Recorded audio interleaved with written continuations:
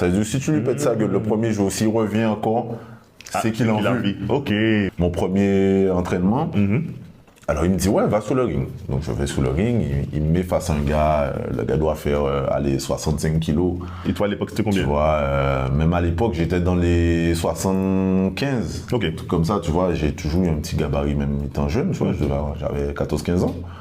Et 14, 15 ans, 75 kilos? Ouais, à peu près, ouais. D'accord. Je vois le gars tout petit et tout, je me dis ok, voilà, tranquille.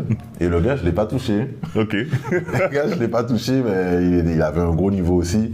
Tu as pris ta revanche après ou pas? Déjà, après le coup déjà. J'ai pas eu le temps, malheureusement. Il est mort de sa métropole. Mais en tout cas, vite, bye. C'est de bonne guerre. Et du coup, le gars, il me fait des revers, visage, il me fait des trucs, je comprends rien. Je me dis, waouh. Après, il y a un autre, c'est un ancien du club, lui est bien sûr beaucoup plus grand, il a été un peu plus lourd que moi. Dans le même jour, premier jour, t'as fait passer une personne? D'accord. Pourquoi? Tu te la pétais ou bien? Non, pas du tout, c'est comme ça en fait. À l'époque, quand tu rentrais dans un... C'est un gang finalement, j'ai l'impression. Dans un club, en tout cas de sport de combat, le premier jour en fait, c'est comme ça que tu fais le tri.